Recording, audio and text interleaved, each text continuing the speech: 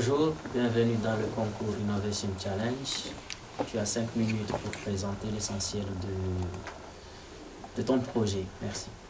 Au Comores, 400 tonnes de déchets plastiques sont déversés dans la nature, dont 7% sont des déchets plastiques. Il n'existe pas de structure de collecte ni de filière de valorisation, ce qui provoque une pollution dans nos écosystèmes terrestres et marins. Cependant, 100% de nos articles en plastique utilisés aux Comores sont importés de l'étranger. Voilà pourquoi nous proposons une formalisation des collectes en sensibilisant les ménages et travailler avec les collectivités et les associations afin de mettre en place une structure de recyclage des déchets plastiques en des objets utiles durables au quotidien, dont des seaux et des chaises en plastique. Notre solution dans les 3 années, dans les 3 premières années, c'est de réduire à 20% les déchets plastiques dans nos zones ciblées. Ainsi, recycler 2 tonnes de déchets par mois en produisant 215 chaises et 650 seaux en plastique. De ce fait, nous allons créer 5 emplois directs et 25 emplois indirects. Et aussi, dans les 3 années, nous allons réduire de 10% les importations des objets en plastique. Notre processus de production est divisé en 4 étapes. La première étape, c'est la collecte des déchets. Nous allons mettre en place une chaîne logistique efficace pour la collecte en implantant des points de collecte dans les plages, les quartiers et les marchés. La deuxième étape, c'est le tri et le nettoyage. Nous allons séparer les déchets qui seront adaptés à notre recyclage. Ce qu'il faut savoir, c'est que nous allons travailler avec 3 types de déchets plastiques, les polypropylènes, les polyéthylènes haute densité et les polyéthylènes basse densité. Après les avoir sélectionnés, nous allons les nettoyer puis les sécher. Et dans la 3e étape, ça sera la transformation. Tu n'as pas parlé du procédé de fabrication. Il existe plusieurs procédés de fabrication. Quel procédé toi tu adoptes exactement, à part le fait que tu as dit que tu vas faire de la fusion? Nous allons utiliser 3 types de machines. Pour la transformation des déchets en granulés, nous allons utiliser des broyeurs. Une fois les déchets broyés, nous allons les mettre dans les extrudeuses pour faire la fusion. Et enfin, ça sera transmis directement dans le moulage par injection. La transformation du plastique émet plusieurs effluents qui sont nocifs, que ce soit pour les gens, que ce soit pour l'environnement d'une manière générale. Est-ce que vous avez pensé à un traitement de ces effluents? Si oui, comment? Nous sommes en train de faire une formation avec Olysée Plastique sur la mise en place de cette procédure, ainsi les méthodes de protection pour les employés et aussi pour le voisinage. Quelles sont les mesures que vous avez mises en place ou tu as prévu de mettre en place pour pérenniser la matière première? Parce que sans matière première, il n'y a pas de projet. Merci. Pour la pérennité de notre... Certes que le gouvernement a mis en place l'arrêt de l'utilisation des emballages plastiques, mais c'est juste pour les emballages plastiques. Mais ils n'ont pas encore mis en place un système de réduction des bouteilles en plastique qui sont contiennent les jus. Et pour nous, nous allons d'abord, les 3 premières années, nous allons nous focaliser de ce qui est déjà dans l'environnement, qui est en train de détruire notre environnement. Et après, pour la pérennité, nous pensons créer un partenariat. On est en train de réfléchir comment aller vers ces managers des entreprises d'eau minérale pour que leurs déchets soient virés directement dans notre société. Vous avez eu quelle formation? Quelles sont les compétences que vous avez et qui vous permettent de penser que vous pouvez mener ce projet jusqu'à sa finalisation? Je suis écologiste de formation, mais ce qui est de la production de ce projet, nous sommes en train de nous former. Déjà, on est inscrit dans des formations de Olysée Plastique qui se basent sur les structures de recyclage des déchets plastiques. On est en train de nous mettre en collaboration, si l'État peut nous aider sur ce point, avec des entreprises qui sont dans l'Afrique, qui travaillent dans ce domaine.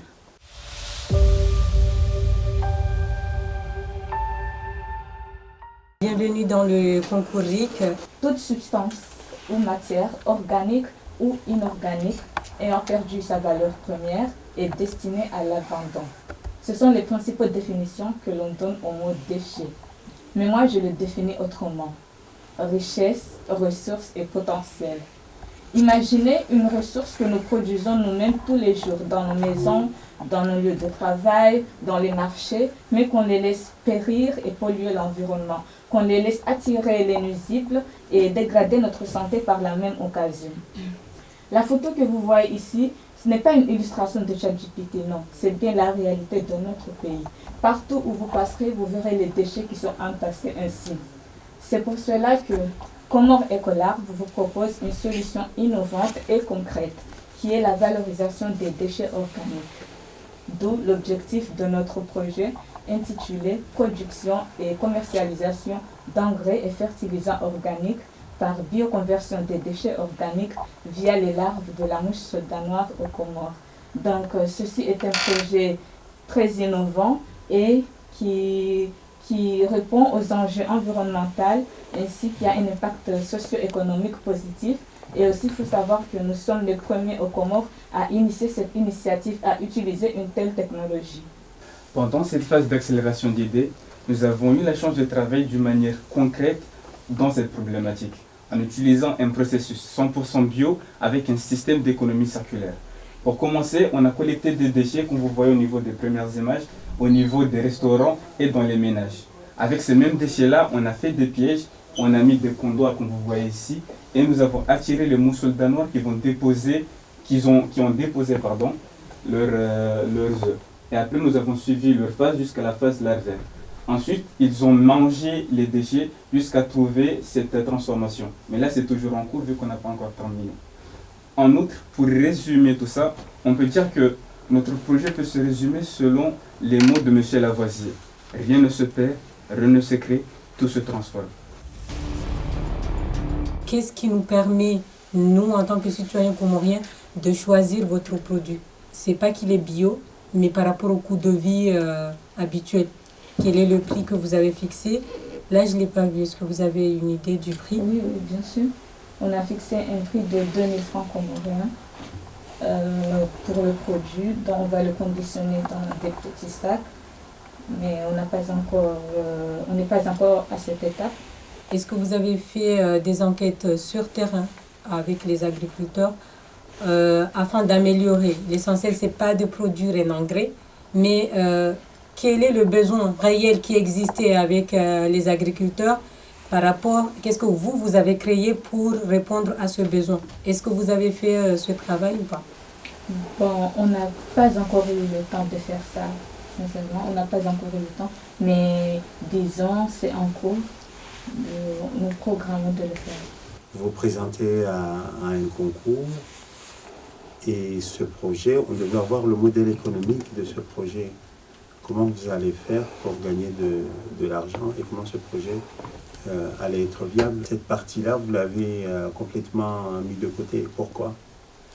C'était surtout avec une question de temps pour la présentation, parce que nous voulions présenter la phase de démarrage, donc on n'avait pas le temps de mettre le modèle économique, ça nous prenait beaucoup trop de temps avec les chiffres.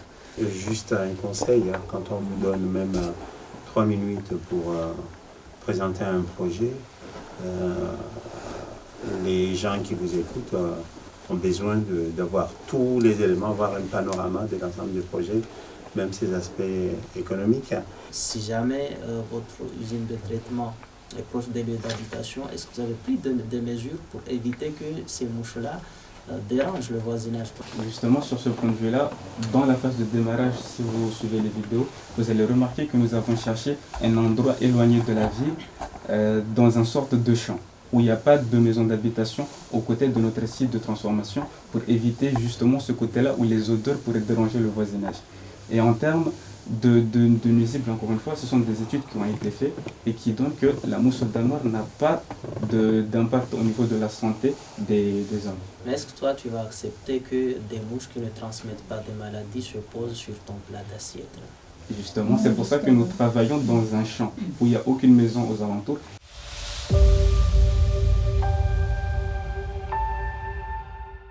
Bienvenue au concours régional d'innovation.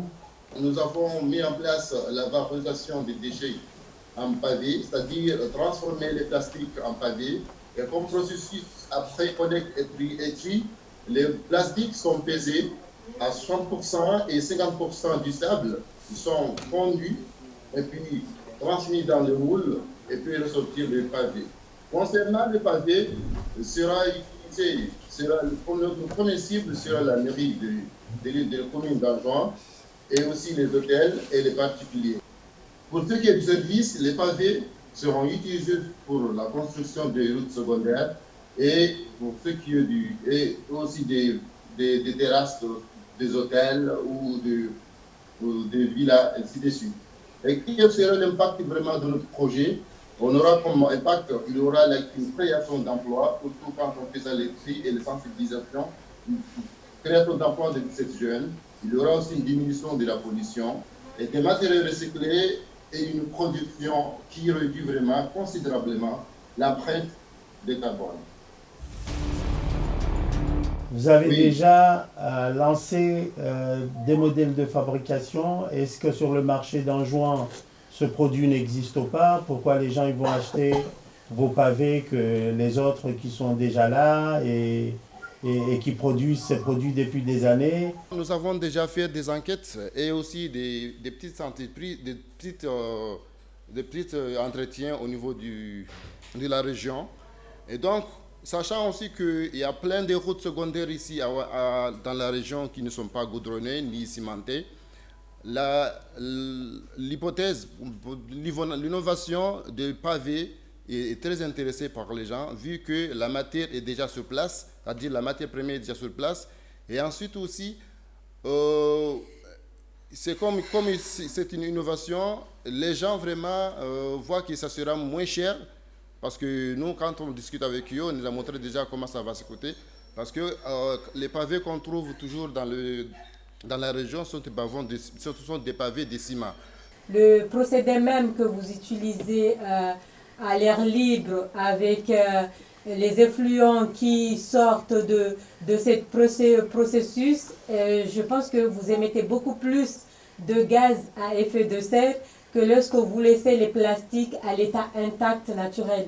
Quelles sont les solutions que vous avez envisagées ou vous allez mettre en place pour capter le CO2 qui sera dégagé ou toutes sortes de gaz à effet de serre qui sera dégagé dans le process en tant que tel?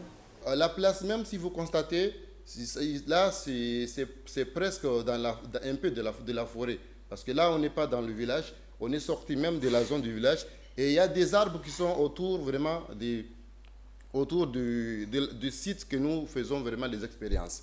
Là-dessus, comme il y a des arbres, les arbres, comme ils captent vraiment des CO2, les gaz qui sont sortis là, ça ne va pas vraiment endommager trop vraiment l'environnement.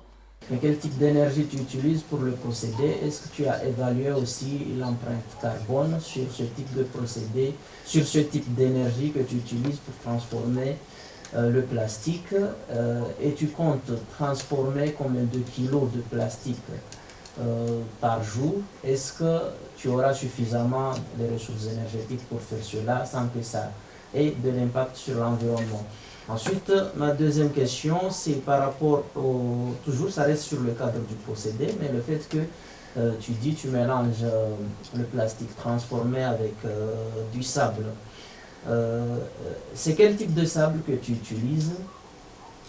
Est-ce que tu vas aussi avoir suffisamment de sable ou est-ce que tu vas extraire le sable dans la nature? Donc, est-ce que tu as étudié ces impacts-là? La première question, quelle est l'énergie que nous utilisons? Nous, comme on se trouve à la forêt, on reprend juste les fagons morts. Deuxième question, concernant le sable, d'où nous précausons du sable. Le sable, nous, on ne prenait pas du sable de la rivière ni le sable de la mer. Le sable que nous avons utilisé, il s'agit du sable venant du concassage. C'est-à-dire, voilà, on a acheté du sable dans du Caucase qui se trouve déjà toujours à l'extrême du pays.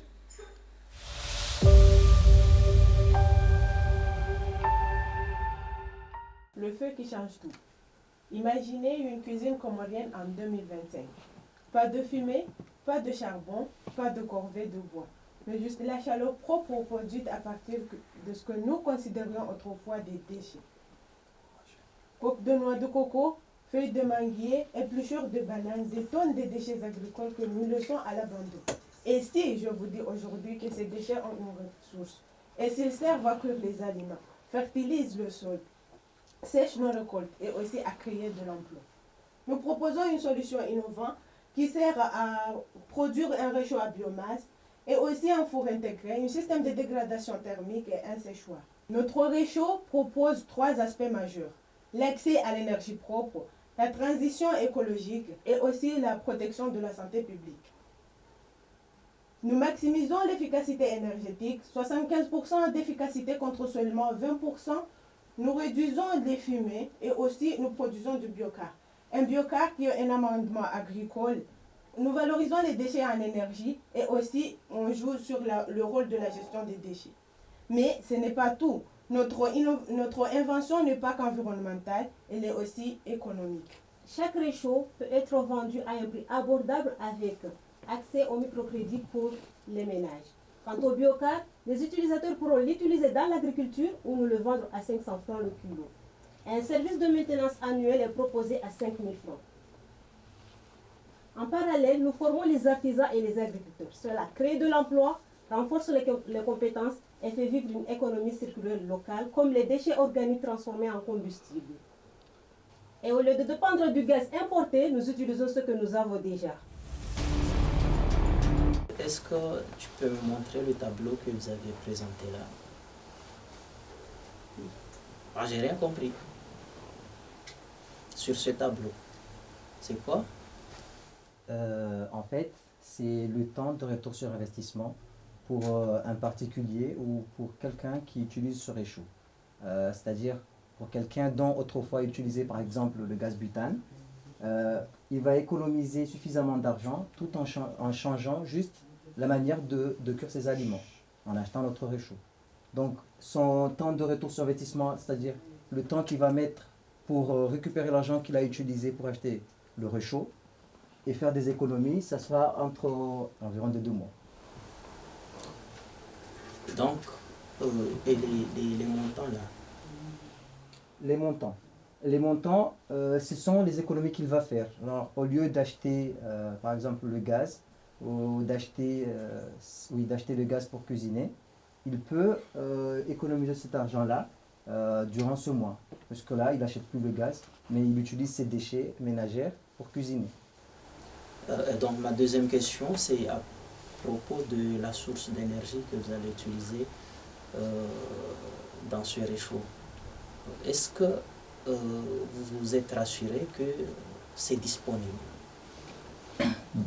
pour les clients que vous visez?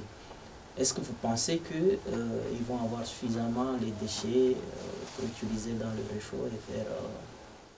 Bien entendu, en fait, au niveau du combustible, parce que les déchets solides ménagers sont en abondance. Et non seulement cela, nous pouvons aussi utiliser les déchets comme les feuilles de manguier, on peut les utiliser. Certes, c'est le temps qu'ils utilisent pour devenir cendre est rapide, mais c'est accessible. On le trouve facilement partout. Et aussi, les déchets solides en soi, comme un bon nombre d'enquêtes l'a révélé, ce sont les déchets qui sont les plus produits au pays. Si j'ai bien vu, vous avez fixé votre réchaud à 115 000 francs. J'ai bien vu? Oui. Ça. Oui, madame. Est-ce que vous avez bien étudié ce prix?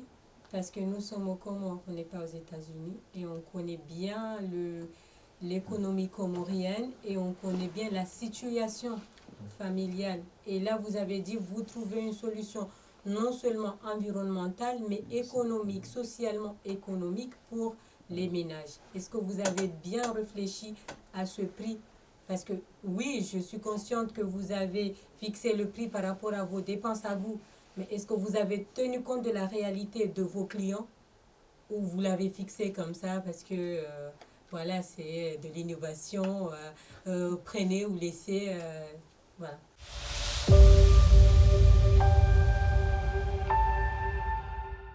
Bonjour, bienvenue dans le concours RIC. Vous aurez 5 minutes pour votre présentation et 3 minutes pour les interactions entre jury et vous. L'histoire de notre business est née d'une idée simple, d'un constat simple. Chaque jour, des pains encore bons sont jetés au lieu d'être revalorisés.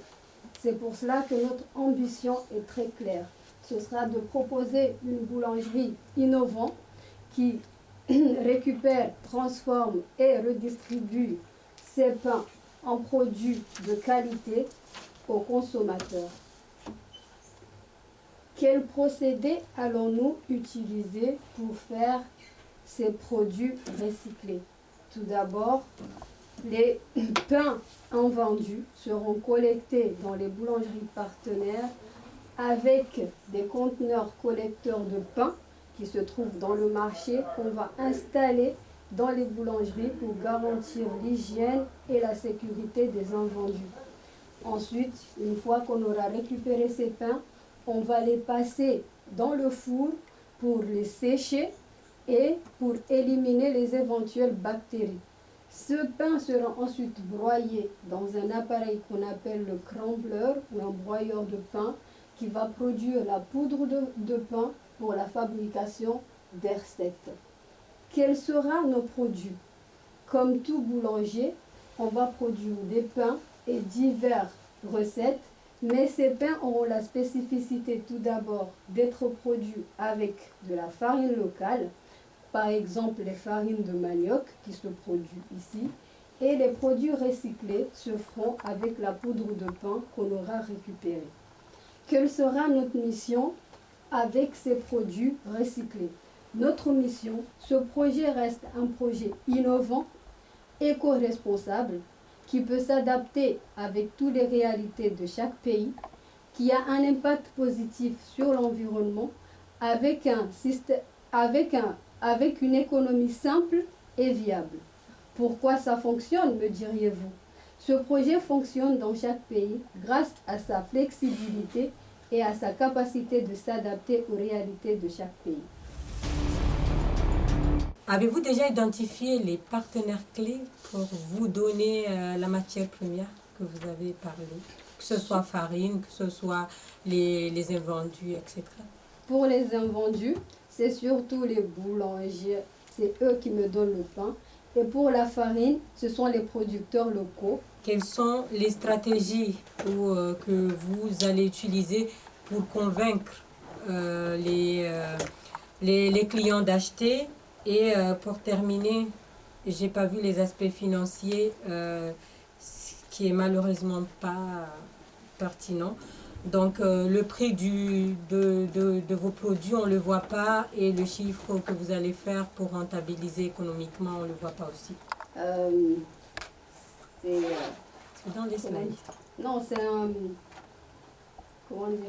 oubli de ma part, mais sur le plan tout entier, sur le prototype envoyé, il y a les prix, mais comme c'est une présentation, vous allez me pardonner, j'ai cru que ce n'était pas nécessaire, mais il y a, oui, les prix sur le prototype envoyé pour le plan tout entier. Maintenant, pour la sensibilisation de la population, c'est un grand travail de marketing qu'il faudra faire et de sensibilisation. On a pensé à organiser des journées de dégustation dans les localités pour créer la confiance et des ateliers pour que les personnes qui se sentent engagées viennent voir comment on procède pour aussi créer la confiance. Ok, merci.